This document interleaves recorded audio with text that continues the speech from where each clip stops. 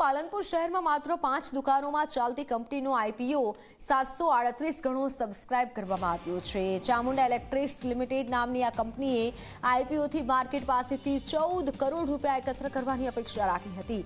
જોકે આઈપીઓ અનેક ગણો છલકાતા હવે 14 કરોડ નહીં પરંતુ 7100 કરોડ રૂપિયા માર્કેટમાંથી મળ્યા છે।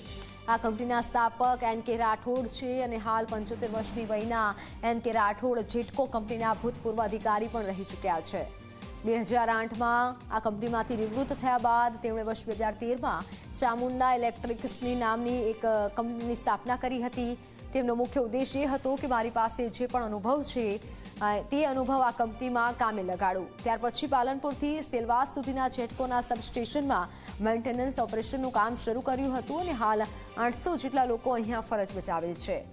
ઉલ્લેખનીય છે, પાલનપુરમાં 5 દુકાનમાં કંપનીના માલિક સહિતનો વહીવટ સ્ટાફ બેસે છે। આજની તારીખે 850 માણસનો સ્ટાફ છે અને બનાસકાંઠાથી લઈ અને સેલવાસ સુધીના સબસ્ટેશનો વચ્ચે આવતા જે અમને જેટકો ફાળવે છે એનું અમે સરળ રીતે સંચાલન કરી રહ્યા છીએ। વધુમાં સુરતમાં પણ મારી બ્રાન્ચ છે અને એ બ્રાન્ચની અંદર અમે કેલિબ્રેશન લેબ કરવા જઈ રહ્યા છીએ અને એનું અમે NABL સર્ટિફિકેટ લેવાના છે જે દિલ્હીથી સેન્ટ્રલ ગવર્મેન્ટનું મળે, જેથી અમે કોઈ પણ વસ્તુનું સર્ટિફિકેટ અમે આપી શકીએ। ભવિષ્યની અંદર પણ અમારો પ્રોજેક્ટ આ પ્રોજેક્ટ બસ હોય પણ હવે બીજો પ્રોજેક્ટ વિચારી રહ્યા છીએ।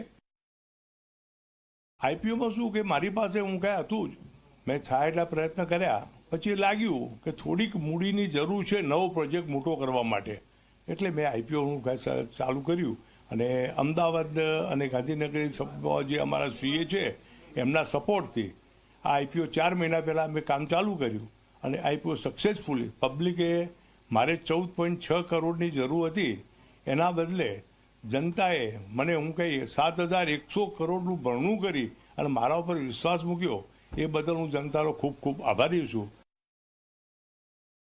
પપ્પાએ કંપની નાની સ્થાપી હતી તે આજે અમે બધાએ મહેનત કરી અને એનો વૃક્ષમાંથી અમે મોટી કંપની કરેલી છે આખી। જે હવે જે અમારા પૈસાની જરૂર હતી એના કરતાં પબ્લિકે અમને ખૂબ સપોર્ટ આપ્યો, તે બદલ અમે ખૂબ ખૂબ આભારી છીએ અને આ કંપનીને અમે હવે ટોપ લેવલે લઈ જઈશું એવી અમારી હાર્દિક શુભકામનાઓ છે। અમારે 14 થી 15 કરોડની જરૂર હતી, એના સામે પબ્લિકે અમારા પર વિશ્વાસ મૂકીને 7100 કરોડનું અમારું ભરણું ભર્યું છે। તો હાલ સમાચારોમાં બસ